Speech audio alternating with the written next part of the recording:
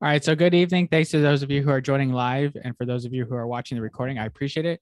My name is Dr. Josh Franco, Assistant Professor of Political Science at Cuyamaca College, and welcome to our workshop on American political economy. Appreciate you being here.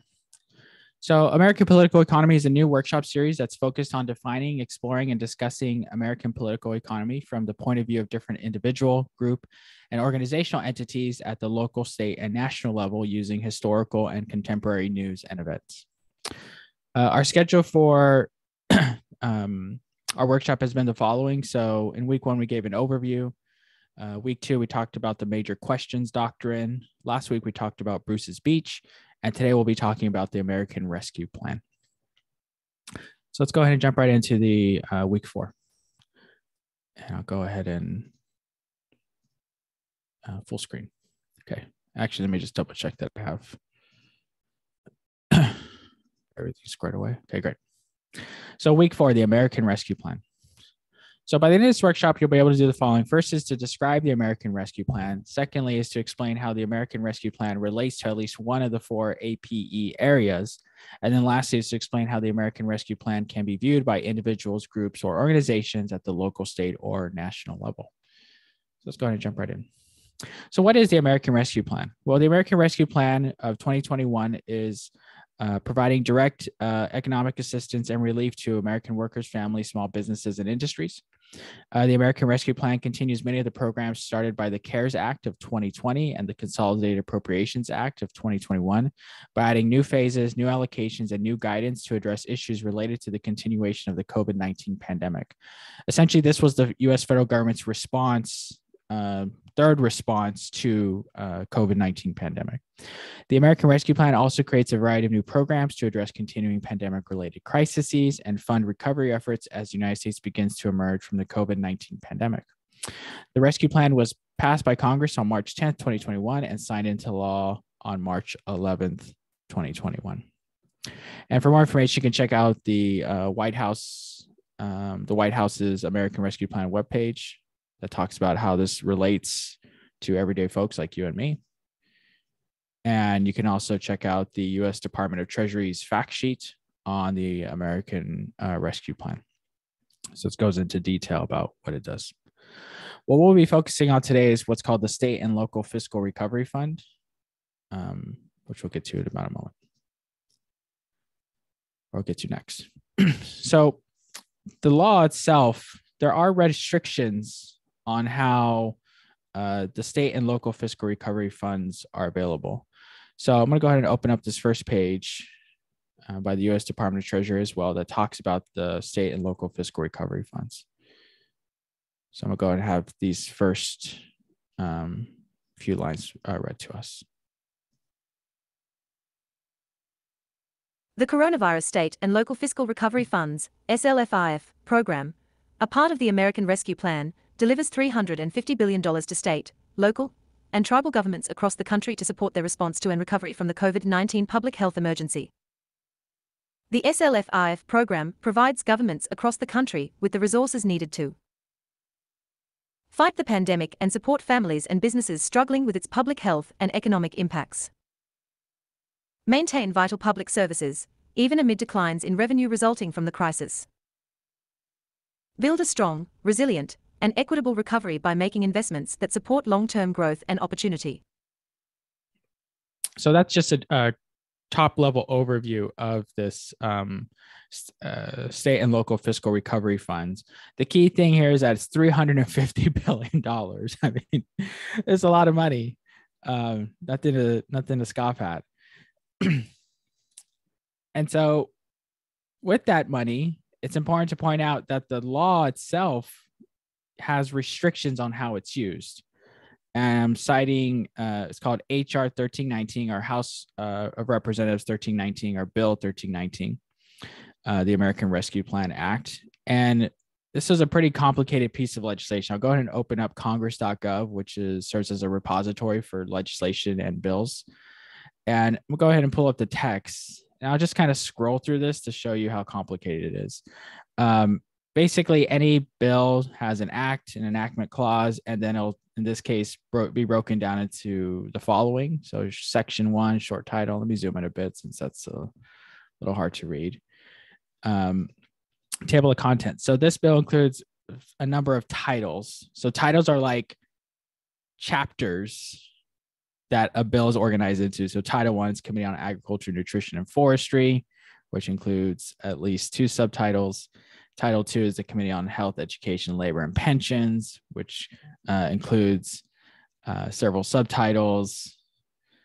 Let's see a little bit more. Title 3 is the Committee on Banking, Housing, and Urban Affairs. Title 4 is Committee on Homeland Security and Governmental Affairs. Title 5. So you can see just the table of contents, pretty detailed. This bill was $1 trillion plus, and it touched almost every aspect of the economy and of society. So very significant piece of federal legislation. And the table of contents are pretty extensive, to say the least. So this was the act of Congress, the third act of Congress to help address the pandemic. And this is the language that was in the bill. It says further restriction on use of funds. And they're talking about the state and local fiscal recovery funds. In general, a state or territory shall not use funds provided under this section or transferred pursuant to section 603C4 to either directly or indirectly offset a reduction in the net tax revenue of such state or territory resulting from a change in law, regulation, or administrative interpretation during the covered period that reduces any tax by providing for a reduction in a rate, a rebate, a deduction, a credit, or otherwise, or delays the imposition of any tax or tax increase. How this has been interpreted is basically saying that states can't say we're going to cut taxes on businesses or individuals and then use the hole in our state funding that's created by that tax cut with these federal monies. Now, you can imagine that might not have been like totally kosher with a whole bunch of people. There might have been some disagreement with that. But before we get to that, let's talk about the oversight and accountability of the state and local fiscal recovery funds. So first, I'll pull up a website, and this is the pandemic oversight website. I'll post a link in the chat so you guys can check it out. So when the first COVID bill was passed and then subsequent COVID bills, it established an oversight mechanism that was essentially led by the inspector generals across the government. Inspector generals are people who are responsible for looking inside of executive branch departments and agencies and making sure that they're doing what the law says they're doing, particularly when it comes to expending resources. So there's a whole group of them that are conducting pandemic oversight, and they maintain a webpage about how local governments are spending state and local fiscal recovery funds. So a couple of things to point out that this obviously provides funding, $350 billion to replace lost revenue, support public health and economic response, provide additional payments to workers performing essential work, and investing in water, sewer, and broadband infrastructure. It also includes things like rental assistance, broadband investments, and then premium pay for frontline workers. So this is part of the kind of oversight of how these funds are used. Additionally, the U.S. Department of Treasury outlines in much more detail how the funds can and cannot be used. And this is in the form of what we call a final rule. So a final rule basically says how recipients and stakeholders can use the money that's made available to them. So for example, I'm going to go ahead and just highlight this and talk about the use of, have this read to us. Use of funds. Recipients may use SLFIF funds to replace lost public sector revenue, using this funding to provide government services up to the amount of revenue lost due to the pandemic. Respond to the far-reaching public health and negative economic impacts of the pandemic by supporting the health of communities and helping households, small businesses, impacted industries, non-profits, and the public sector recover from economic impacts. Provide premium pay for essential workers, offering additional support to those who have and will bear the greatest health risks because of their service in critical sectors. Invest in water, sewer, and broadband infrastructure, making necessary investments to improve access to clean drinking water, to support vital wastewater and stormwater infrastructure, and to expand affordable access to broadband internet. The coronavirus state and local fiscal recovery funds provide substantial flexibility for each jurisdiction to meet local needs within these 4 separate eligible use categories. So these eligible use categories are outlined in the final rule, and I'm going to pull up this PDF about the overview of the final rule and just pull it up here so you can kind of take a look. So it's a 44-page document, light reading, published at the beginning of the year, and talks about things like overview of the program, replacing lost public sector revenue, responding to the public health and economic impacts, premium pay, all this detailed stuff. Now, this is just the overview. Now, for the sake of sharing with you what the final rule looks like, I'll go ahead and open up that PDF too. Since for someone like me who used to work for the federal government, like this is always cool stuff. I think if you're seeing this for the first time, like, wow, this is super complicated. So let's go ahead and show you what that looks like. And of course, like my Adobe's not responding. So here's the Federal Register, which is a repository of all rules and regulations that are promulgated by the federal government. And in this case, the final rule for how those $350 billion can be spent by local and state governments is here. It's 117 pages, triple column. So if you read this, you'd be like an expert. You can be consulting with local state governments about how you can and cannot use money. But for our purposes, I just want to show this to you because a lot of work and effort goes into detailing essentially how every dollar is spent by the federal government, or that's from the federal government to state and local governments, and how it's spent. So most of the times it isn't just like do what you want. It's like, no, there are rules and restrictions that are derived in this case partly from that section of the law that we spoke about a few moments ago. Last I'd like to pull up is the National Conference of State Legislatures. This is a national group that represents state legislatures. They look to kind of provide training and resources and other things to folks who are new legislators, old legislators, and just have a robust understanding of how state government legislatures work and what they do and how they can do things better. So they have a state fiscal recovery funds allocation dashboard. I'll go ahead and post a link in the chat so you can check that out at your leisure, and goes into a lot of detail. I'll just pull up the education one and I'll talk about like allocations to K-12 and higher ed for educational series like distance learning, tutoring, and after school programs, among other things. So all this is to say that there's there's a lot of oversight and accountability. Now, for us, we may not hear about it or see about it, but it is in the news and in passing. And this kind of brings us to the idea of where the attention is with the state and local fiscal recovery funds. So back in 2021, over a year ago, there was an article in the Washington Post that talked about how several attorney generals who identify as Republican were poised to and eventually did sue the federal government for that clause that talked about the restrictions or on how the funds were restricted, or the restrictions, the use restrictions. And then just yesterday, there was another article in the Washington Post that talked about how states that are led by Republican legislators and governors are trying to use federal COVID funds to cut taxes, which seems to violate the letter and the spirit of the law, going back to that clause. And then lastly, there's an article in governing.com that talks about how governments are using the American Rescue Plan Act funds. And what we're finding is basically very slowly, largely because these local and state governments were waiting for the U.S. Department of Treasury to provide the final rule saying actually how they can and cannot be spending that money.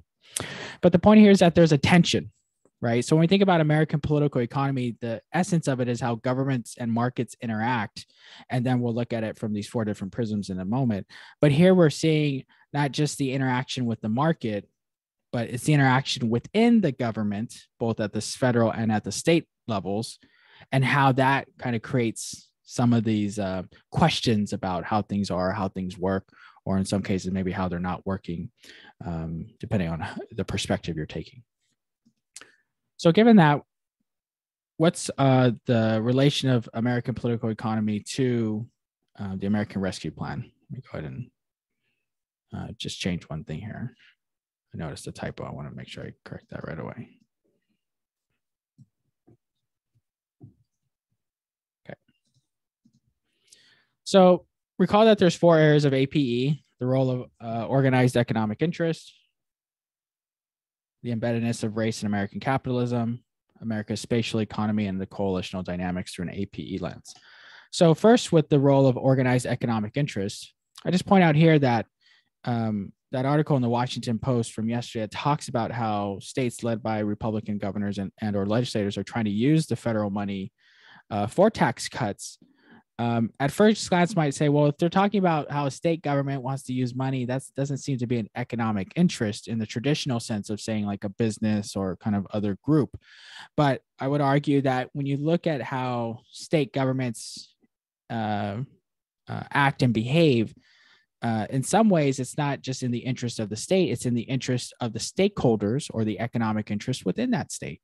So, for example, in some of these states, you might have very large business groups that have managed to build those connections or relationships with the members of the state legislature and the state government.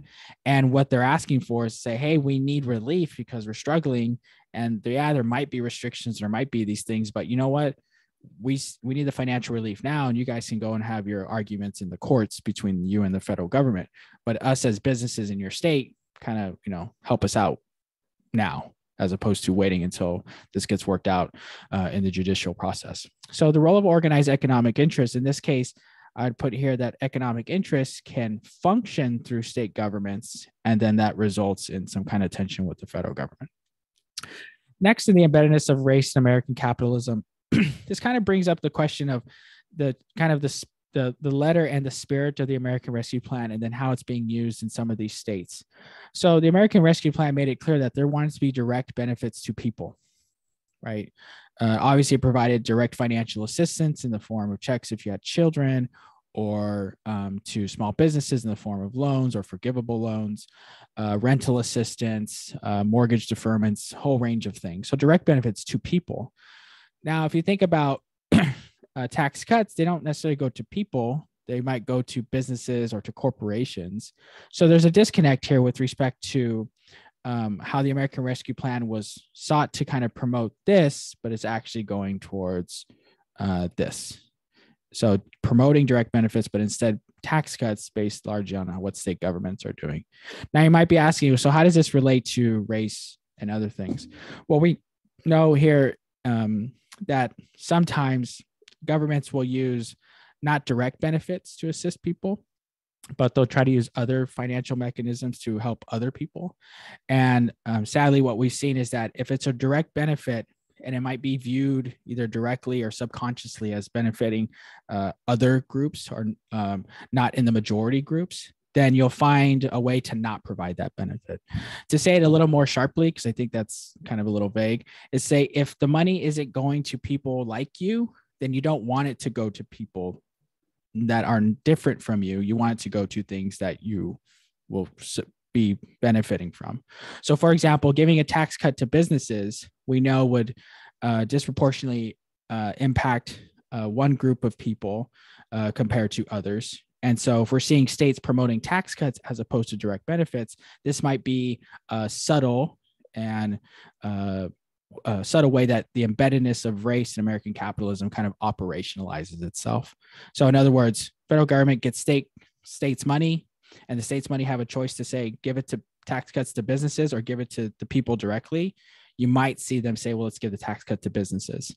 And because we know that that there's a large proportion of businesses that are not owned by minorities, then obviously minorities wouldn't benefit as much from that as if it was in the form of direct benefits or assistance. Next, we have America's spatial economy.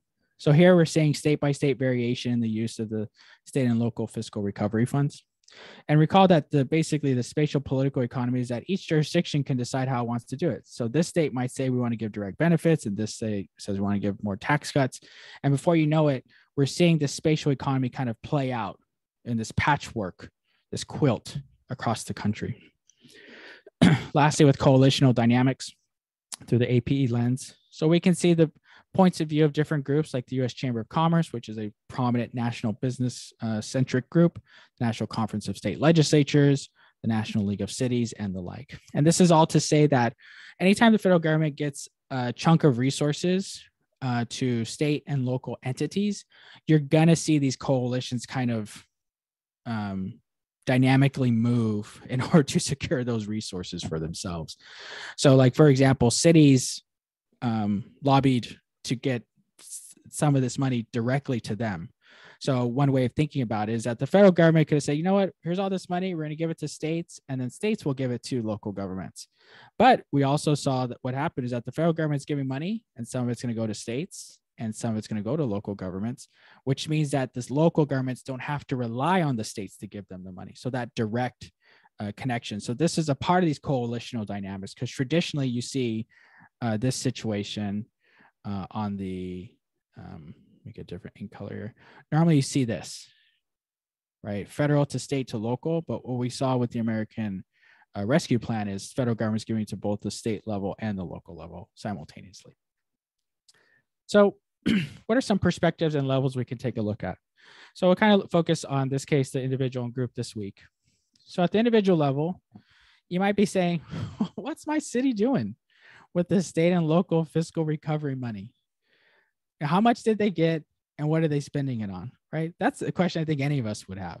Just put a little check marks here and a little question mark. So for me, it's like, what is the city of El Cajon doing?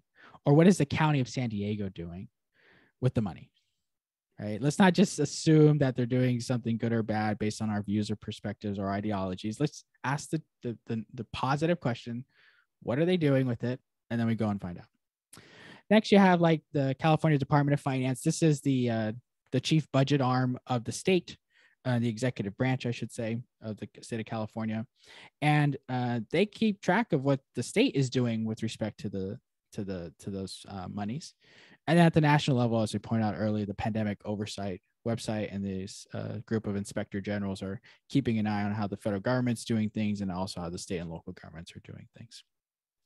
So the individual would say, you know, I want to get into the details, but I think at its core, it's really down to like, what is my city doing? Or not just cities, because we're talking about local governments here. It can also be schools, community college districts, and the like. So at the group level, we're seeing, and we know that cities and counties lobbied to secure direct funding from the federal government. And we know that when it comes to the interaction between local and state government, that sometimes there's tension. So those cities and counties are looking for how the state's using money, and maybe they feel like the state should be giving them that money. So for example, a federal government giving state and local. But the local governments, and I'll use a different color here to kind of illuminate this, they might also be saying, you know what? We deserve some money too from the state government. They need to be giving us even more money. So they might be working on that at the state level through state legislation and the like. Here in California, we have the California League of Cities, which is different than the National League of Cities, which I'll put here. So this is the main lobbying arm of all cities in the state. There's over 400 cities in California. And they will go to state legislatures saying, this is what we need, particularly when it comes either directly from state budget coffers, or in this case, from coffers that are augmented by federal monies. And obviously at the national level, our National League of Cities too. So with that, the idea here is that when it comes to the American Rescue Plan, when we think about American political economy, it isn't the direct interaction between the markets and the government. It's really unpacking that at the governmental level. We have three of them: federal, state, and local, and they all interact with each other in both positive and negative ways.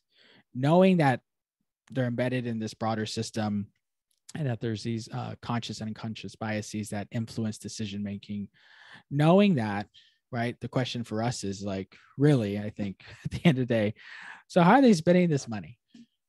And how is it directly impacting me? And I think that's something that we can talk about in our discussion. So with that, I want to thank you for taking the time to listen in. Very complicated for me. I love this kind of stuff because, you know, a political scientist. I worked in the government. This is just totally fascinating to me. So maybe we'll have a follow-up in next week or two. It talks about actually how did the city of El Cajon spend the money, or how did the county of San Diego spend the money. But with that, thanks for listening in, and take care and have a great evening.